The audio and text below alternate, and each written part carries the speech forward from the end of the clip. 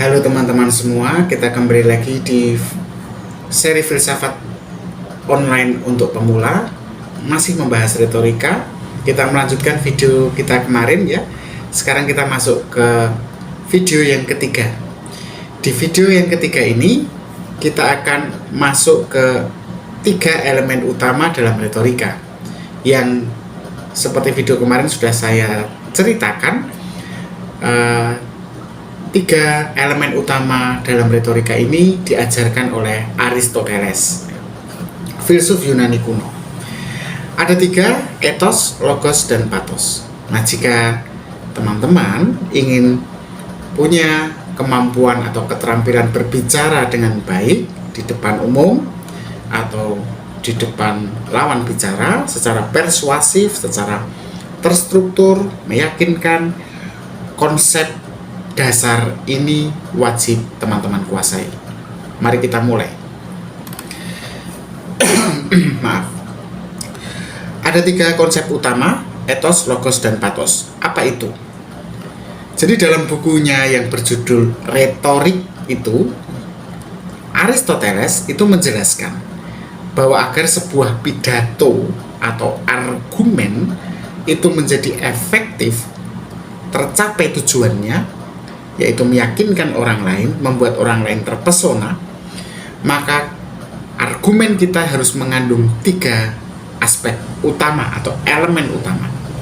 Ethos atau integritas, kredibilitas, logos atau logika, dan pathos atau emosi.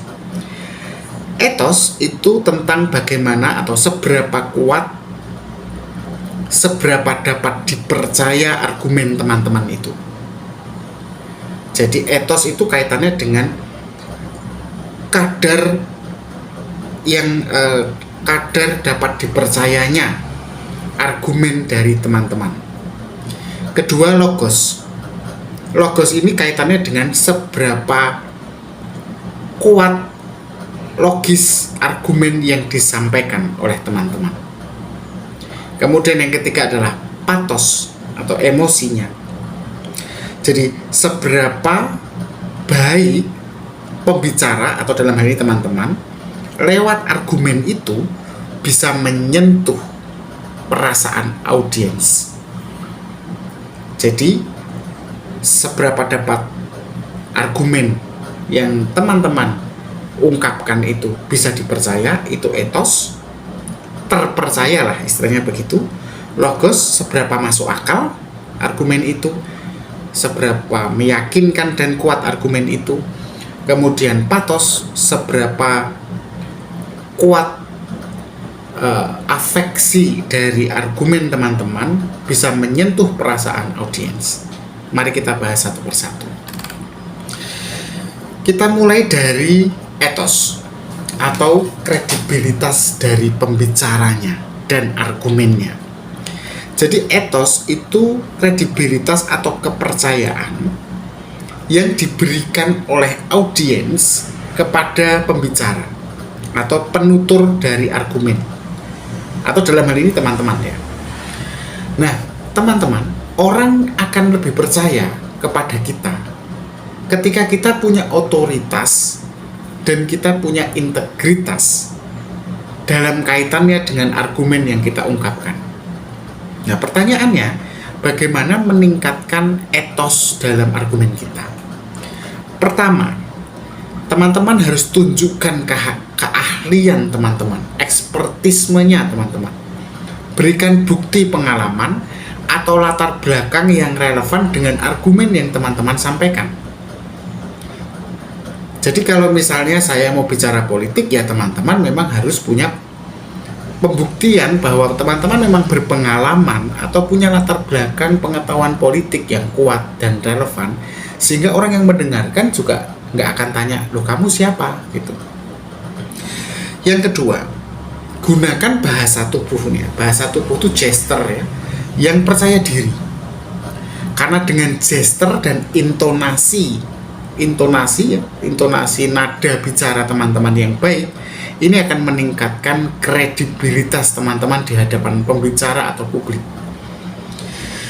Kemudian yang ketiga, Supaya bisa dipercaya, teman-teman harus berikan referensinya atau data yang valid yang teman-teman gunakan untuk mendukung argumen teman-teman. Karena tentu saja audiens, orang-orang akan lebih percaya jika teman-teman berbicara berdasarkan fakta, bukan hanya dugaan-dugaan atau katanya-katanya. Contohnya begini, seorang dokter ya, yang berbicara tentang kesehatan akan lebih dipercaya kan daripada orang yang tidak punya pengetahuan medis apapun bicara tentang kesehatan. Tapi seorang dokter yang memang tidak punya latar belakang teknik mesin, dia harus bicara tentang bagaimana membuat sebuah pesawat, maka dia tidak bisa dipercaya karena dia dokter dan memang tidak punya pengalaman dalam bidang aviasi atau pesawat, misalnya seperti itu. Nah, itu contohnya. Kita lanjut ya, tadi dari kita sudah mulai dari etos, sekarang kita lanjut ke logos. Nah, logos ini kaitannya dengan pikiran, logika dalam argumen. Kita sudah membahas ini teman-teman di 10 video sebelum ini, seri logika ya. Tapi kita akan bahas dalam konteks retorika. Nah, logos teman-teman itu kaitannya dengan bagaimana kita menyusun argumen secara masuk akal dan tentu saja berbasis pada bukti yang kuat atau fakta. Audiens yang mendengarkan kita, yang melihat atau membaca tulisan kita misalnya, itu akan lebih mudah percaya dengan ide yang kita sampaikan jika disajikan atau dilengkapi dengan logika yang jelas. Nah, untuk menggunakan logika yang baik, maka kita harus perhatikan 3 hal. Pertama, gunakan data dan fakta. Ini bisa teman-teman menggunakan angka atau statistik, grafik untuk memperkuat argumen teman-teman. Ya. Kemudian yang kedua, sampaikan argumen dengan struktur yang logis. Maksudnya begini, ketika menyampaikan argumen itu seperti kita menulis skripsi atau tesis kok. Kita mulai dulu dari pendahuluannya, diantarkan dulu, kemudian argumen utamanya baru dimasukkan. Setelah itu jangan lupa kesimpulannya. Gunakan struktur argumen yang logis. 3, supaya teman-teman bisa menggunakan logos dengan baik, gunakan analogi. Perumpamaan bisa ya, atau juga contoh-contoh yang konkret. Kenapa menggunakan analogi? Ini kan sebenarnya untuk memudahkan audiens dalam memahami konsep yang teman-teman sajikan yang mungkin saja rumit, gitu ya. Ketika tidak menggunakan contoh atau tidak dianalogikan, diumpamakan. Jadi contohnya begini, jika teman-teman ingin meyakinkan orang misalnya untuk misalnya ya dalam bidang kesehatan ya, karena usia saya juga sudah meningkat ya, tentang masalah diabetes ini kan sering jadi masalah ya. Maka ketika teman-teman ingin menyampaikan argumen mengenai agar orang-orang mengurangi konsumsi gula, maka nggak cukup hanya gulanya dikurangi loh, itu tidak baik untuk kesehatan. Nggak cukup. Teman-teman harus juga sertakan hasil penelitian atau data atau bukti-bukti yang lain tentang dampak buruk gula bila dikonsumsi berlebihan bagi kesehatan. Lebih logis lagi kalau teman-teman juga gunakan analogi atau contoh konkretnya, misalnya ada tetangga atau ada orang tua teman-teman sendiri atau diri teman-teman sendiri yang setelah mengkonsumsi gula lalu mengalami penyakit tertentu, misalnya seperti itu. Tapi juga jangan hanya contoh yang 1, 2, 3 ya, harus ada juga bukti statistiknya, itu lebih kuat lagi. Nah, sekarang kita masuk ya ke patos. Tadi etos sudah, logos, sekarang ke patos. Patos itu adalah alasan atau elemen yang yang sifatnya afektif atau emosi, yang sifatnya emosional. Jadi kalau teman-teman mampu membangun sebuah argumen yang bisa menyentuh perasaan audiens atau relate dengan kebutuhan audiens, mereka jadi lebih terbuka untuk menerima pesan atau gagasan kita kepada mereka. Caranya gimana menggunakan patos? Lagi-lagi ada 3 cara. Pertama, teman-teman bisa gunakan kisah yang menyentuh. Bisa itu berasal dari kisah personal atau pribadi yang bisa membuat audiens merasa relate, terhubung dengan kita, connected dengan kita. Oh, aku juga ngalamin hal yang serupa, misalnya seperti itu. Kedua, gunakan bahasa yang bisa membangkitkan emosi. Seperti teman-teman tahu, ada kata-kata yang cukup powerful, kuat untuk mempengaruhi perasaan audiens. Misalnya dengan menggunakan atau mendahulunya dengan aku memahami perasaanmu dan dalam pengalamanku aku bla bla bla bla bla gitu. Atau ayolah, jangan patah semangat. Nah, ayo itu kan mengajak sesuatu yang, atau saya mengerti. Nah, itu kata-kata yang kuat. Ketiga, tunjukkan empati. Karena begini teman-teman, jika audiens atau yang mendengarkan kita, lawan bicara kita merasa dipahami, bukannya dituntut untuk memahami kita, mereka itu nanti akan lebih terbuka, dengan kita. Dan dengan mereka terbuka, mereka akan menerima kita bukan sebagai musuh berbicara, bukan sebagai orang asing, tapi sebagai bagian dari diri mereka, dan mereka akan menerima pesan-pesan kita. Nah, patos ini sering digunakan dalam kampanye-kampanye sosial ya. Misalnya ketika kita sedang mengajak orang untuk berdonasi, kita gunakan kisah yang menggugah empati. Nah, hal-hal semacam ini nih penting dalam retorika. Etos, patos, etos, logos, dan patos. Nah, itu 3 elemen. Nah, bagaimana kita kemudian bisa menggabungkan atau mengkombinasikan antara etos, logos, dan patos dalam komunikasi kita sehari-hari? Jadi teman-teman, pembicara terbaik itu selalu menggunakan kombinasi dari etos, logos, dan patos. Tidak terpisah-pisah ya.